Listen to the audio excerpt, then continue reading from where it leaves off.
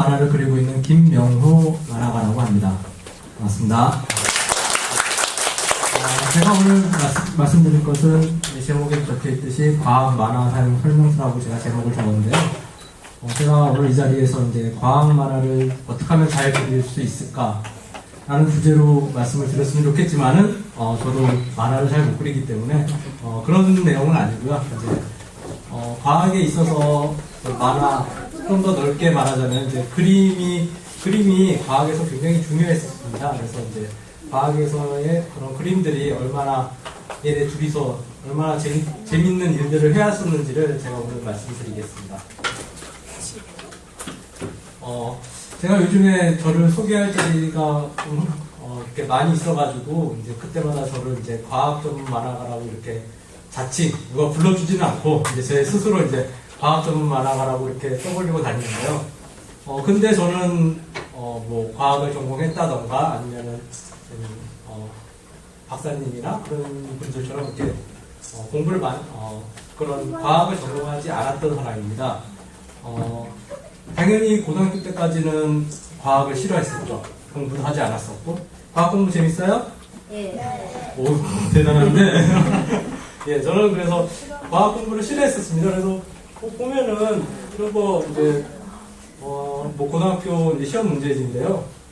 글자가 이렇게 좀 뚜렷하게 안 보이죠. 예. 아저씨가 이렇게 시험을 치려고 과학 시험지를 저렇게 피면은 뿌옇게 보이더라고요.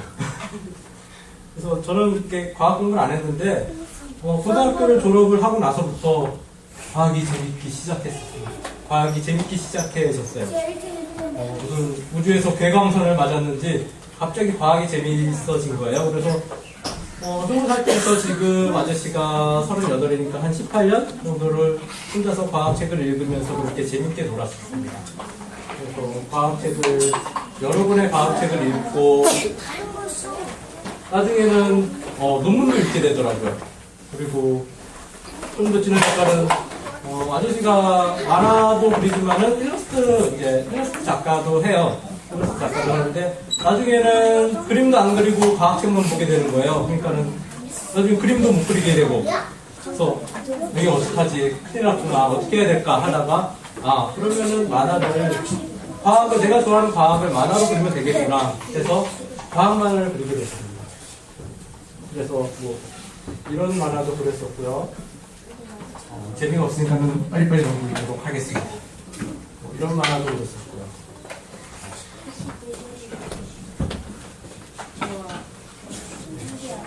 만화책인데 만화가 그림 별로 없죠? 아저씨가 소나문이라고 만화가가 만화를 잘 못 그려서 그렇게 된 거예요. 이렇게 그렸습니다. 그런데 그렇게 혼자서 과학책을 보면서 느낀 게 왜 과학은 재미가 없을까요? 어려울까요? 어머니, 아버님들 학교 졸업하고 나서 과학책 많이들 보시나요? 왠지 이렇게 과학책 하면은 굉장히 머리가 아프고 재미가 없을 것 같잖아요. 우리가 학창시절 때는 그래도 뭐 재밌게 그렇게 봤는데 나이를 먹어갈수록 과학이 굉장히 부담스럽고 어렵고 머리 아프고 재미없는 그렇게 와닿는 거예요. 이게 왜 그럴까요? 보통은 우리가 뭔가를 읽었을 때 재미가 없다던가 어렵다라고 느낄 때는 이게 상대가 뭘 얘기를 하는데 그게 머릿속에 안 떠올랐을 때 보통은 어렵다던가 이해가 안 된다던가 이해가 안 되니까 당연히 재미가 없겠죠? 재미가 없다라고 하거든요. 그러니까 뭐 예를 들자면은 바깥에 뭐 기린과 얼룩말이 지나갑니다. 근데 둘은 얼룩이 있는데 뭐 색깔이 다르고 모양이 다릅니다. 라고 해요. 근데 얼룩말을 알고 있고 기린을 알고 있으면은 이 말은 그래 저 사람이 뭘 얘기를 하는지 알겠구나 하는데 기린과 얼룩말을 모르면은 지금 이 말이 뭘 뜻하는지를 모르는 거죠. 그래서 과학책에서 조금 그런 전문적인 내용들 꼭 전문적이지가 않더라도 어떤 그런 자금자금한 그런 정보들을 그림으로 전해주면 굉장히 재미가 있고 쉽게 전달이 될 텐데 왜 그런 게 없을까 하다가 이제 제가 직접 이제 만화를 그리게 되었습니다. 이거는 지금 제가 드릴 말씀은 귀가 트이는 턱 이야기라는 재밌는 이야기예요. 재밌는 이야기인데 이게 어떤 이야기냐면은 자, 사람은 소리를 어떻게 들을까요? 귀. 고막으로? 고막이 왜요? 소리가 어떻게 그냥 고막으로 들어오는 건가? 귓가시가 통해서. 오, 넌 굉장히 많이 알고 있구나.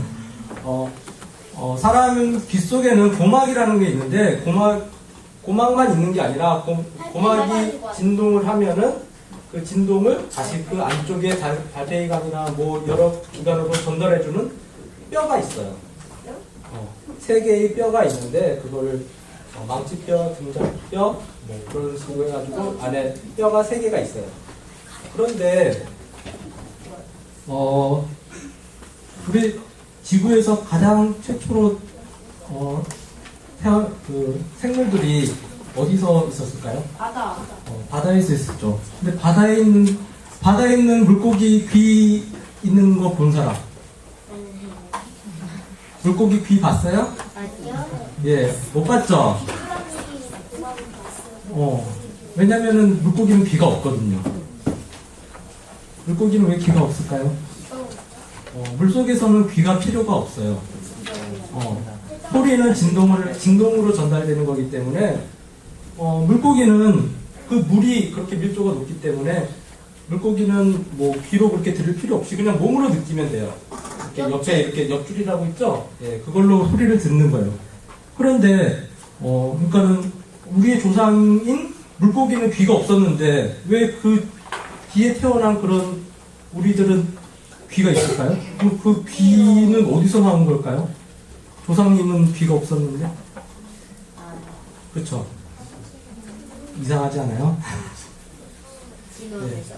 그러니까 최초는 아니고 어쨌든 가장 오래된 그런 물고기들이 처음 태어났을 때는 물고기들이 턱뼈가 없었어요. 그냥 이렇게 턱이 없는 물고기들이었죠. 그러니까는 뭐 거머리나 뭐 이런 것들처럼 턱이 없이 그냥 이렇게 빨판처럼 이렇게 빨아당긴다던가 그런 물고기들이었어요.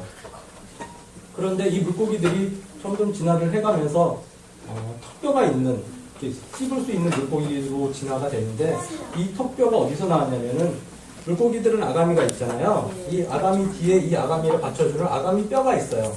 이 뼈가 나중에 점점 진화해가면서 이게 앞으로 가면서 이렇게 턱뼈가 되는 거예요. 턱뼈가 되고 이제 물고기들이 그렇게 살다가 이제 바닷속은 지겨우니까는 이제 걔네들이 육지로 올라오잖아요. 육지로 올라왔는데 육지는 이렇게 물속이랑 다르게 뭔가를 들으려면 굉장히 힘든 거예요. 공기는 밀도가 낮기 때문에 소리를 듣기가 굉장히 어렵거든요. 그런데 뼈는 밀도가 높아요. 때마침 턱뼈가 여기 있는 거예요. 그리고 최초에 그런 육지로 올라왔던 물고기들은 땅에 이렇게 턱을 대고 있었겠죠? 땅에서 울리는 소리를 턱뼈로 받아서 듣기 시작했던 거죠.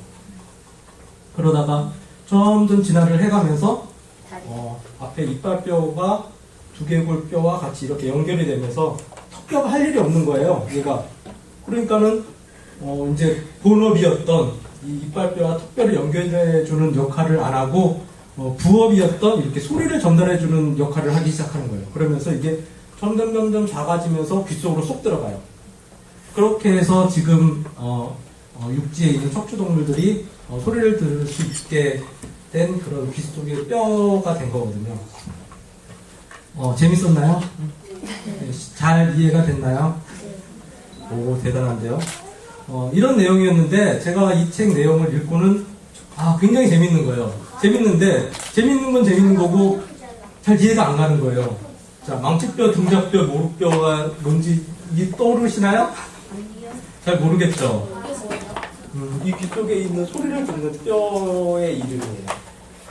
그래서 제가 이제 찾기 시작했어요. 도대체 여기서 말하는 것들은 뭘까?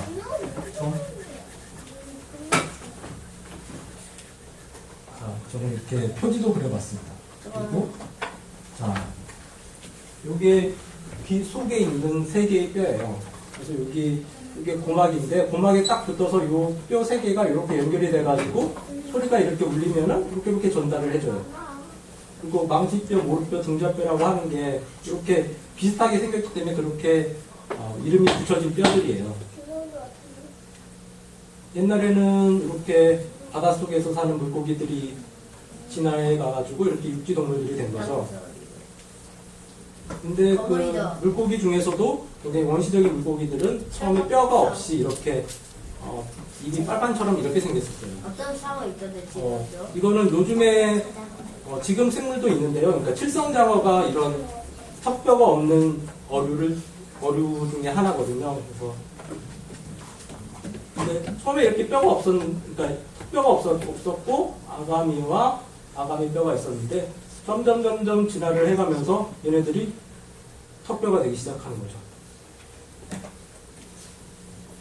그리고 여기서부터 이렇게 올라가는 건데 그렇게 턱뼈가 조금씩 줄어들더니 빗속으로 쏙 들어가게 됩니다. 지네가 알아서 연결이 돼버리기 때문에 이 턱뼈가 해줄 수 있는 일이 없는 거예요. 그러니까는 내 소리나 전달해야지 하면서 빗속으로 쏙 들어가게 됩니다. 근데 요거를 좀 더 자세히 보면은 이렇게 되는 거겠죠?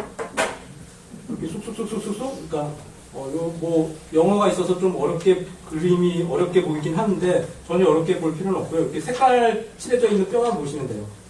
안으로 쑥 들어가죠? 그래서 쑥 들어가게 됩니다. 그러니까는 얼핏 보면은 굉장히 어렵고 저쪽 분야를 굉장히 오랫동안 연구를 하고 많이 알고 있는 사람만 알 수 있는 어떤 그런 글 같은데 적절한 그림만 첨부를 해주면은 솔직히 그렇게 그쪽 전문 박사님이 아니더라도 저런 재밌는 내용들을 이해하기가 굉장히 쉬운 거죠. 근데 이거를 아저씨만 알았을까요? 안타깝게도 그러진 않았습니다. 옛날부터 과학자들도 이런 그림의 아주 좋은 기능들을 알고 있었습니다. 그래가지고 일찍부터 과학자들은 자신의 책에, 특히 생물학 쪽에서는 자신의 책에 저런 사파들을 적극적으로 넣기 시작합니다. 그런데 거기에서 결정적으로 좀 변화가 찾아오는 게 르네상스 시대가 되면서 뭐가 등장하나요? 인쇄술이 등장해요. 그 전까지는 모든 책들을 손으로 썼어요. 3년, 4년을 손으로 써가지고 손으로 쓰고 손으로 그림 그리고 그리고 그 귀한 책을 아무나 막 적겠어요? 안 적겠죠. 그리고 리얼리즘이라는 그림의 화풍이 등장하기 시작합니다. 리얼리즘이란 그러니까 말 그대로 그냥 굉장히 닮게 그리는 거죠. 예, 실제 사물과 굉장히 닮게 그리는 이런 화풍이 등장하기 시작하면서 과학책에서의 그림의 역할이 점점 더 중요해지고 중요한 역할을 하게 되는 거죠. 그래서 이렇게 좀 무섭게 생긴 이 아저씨는 베살리우스라는 아저씨인데요. 그 해부학 그림을 그린 해부학자였는데 이 사람이 그린 그림을 보면은 굉장히 잘 그렸죠. 이게 15세기, 그러니까는 1400년대, 1500년대 나왔던 그림인데 지금 봐도 그림을 굉장히 잘 그렸어요. 근데 이 전 시기의 그림을 보면은 여기 13세기 그림이에요. 그래도 어린 친구들보다는 잘 그렸나요? 이게 15세기 그림이에요. 그런데 베살리우스 아저씨가 그린 그림은 이렇게 확 바뀌게 돼요. 그러면서 과학책에서 정말 그림의 역할이 굉장히 중요하게 되는 거죠. 이 아저씨는 레오나르트 훅스라는 의사예요. 의사인데 이 아저씨는 꽃을 그렸어요. 식물들을 그렸는데 의사가 왜 식물을 그리고 앉아 있었을까요? 식물이 식일지가 됐죠. 맞아요. 약초. 옛날에는 약이 없었겠죠. 예, 약이 없었어요. 그래서 소화제나 뭐 감기에 걸렸을 때 감기약이라던가 뭐 이런 약들이 없었어요. 그래서 이런 약들을 약초에서 구했어요. 약초나 아니면은 광물에서 약이 될 수 있는 어떤 그런 것들을 구해야 하는데 이런 것들을 아무거나 먹으면 안 되잖아요. 독 있는 거 먹으면은 낫으려고 먹었는데 더 아플 수가 있으니까는 그러니까 이런 것들을 알려줘야 되잖아요. 그러니까 그런 것들을 이제 그림을 그리기 시작한 거죠. 그림으로서 이제 알려주려고 하고 그러면서 이제 생물학에서 이제 그 생물들을 분류하게 된 것도 이런 식물학에서 처음 시작이 된 거였어요. 그러니까 몸에 먹어도 괜찮은 약초와 먹으면 안 되는 약초를 구분하기 위해서 그때부터 분류를 하기 시작한 거였거든요. 그런데 르네상스 시대 이전, 그러니까는 인쇄술이 발달되기 전에는 그래서 전달을 해줬는데 이거를 받아서 그리는 사람마다 이게 조금씩 달라지는 거예요, 그림이. 그리고 이제 그림 그리는 사람들도 자기는 그림을 잘 그리니까는 이제 솜씨발이를 하고 싶은 거죠. 그래서 나는 이런 식으로도 더 잘 그리는데 이런 식으로 더 잘 그리는데 이러다 보니까는 한 5-6번만 이렇게 그리다 보면은 이게 딸락초가 되는 거죠. 근데 이게 되게 이제 큰 문제가 되었는데 인쇄술이 등장하면서 그 목판화로 이제 그렸었는데 목판화 하나만 제대로 그려주면은 그거 계속 찍으면은 그대로 그림은 계속 똑같아지니까는 그러니까 그런 식으로 하면서 식물학에서 특히 식물학에서도 이제 그런 식물의 일러스트들이 굉장히 적극적으로 쓰이게 되었습니다. 이 사람은 콘라드 게스너라는 이제 아저씨인데요. 이분은 이제 박물학자고 그다음에 서지학자라고 해가지고 이제 여러 책들을 수집하고 그런 걸 정리해가지고 이렇게 했던 사람인데 르네상스 시대라는 게 이제 과거의 어떤 그리스 시대의 어떤 그런 것들을 다시 부흥을 시키는 어떤 그런 운동이었는데 르네상스 시대가 되면서 이제 다시 그런 백과사전식의 어떤 쉽게 말해서 내가 이 세상의 어떤 지식들을 책 한 권에 다 엮어주겠어 이런 움직임들이 다시 일어나게 됩니다. 그러면서 과거의 어떤 그리스 시대부터 과거에서부터 봤던 그런 좋은 내용들 책들을 막 묶어가지고 백과사전처럼 크게 이렇게 작업을 하기 시작하는데요. 이 사람은 이제 그런 작업 속에서 그림의 중요성을 이제 깨닫게 됩니다. 바다에서 어떤 물고기가 되게 컸는데 이 물고기가 사람을 잡아먹고 이런 얘기들은 그리스 시대부터 계속 전해져 왔었죠. 근데 말로만 전해져 오다 보니까는 사람들이 이제 자기가 안 본 거니까는 이렇게 말을 전하다 보면 좀 과장이 될 거 아니에요.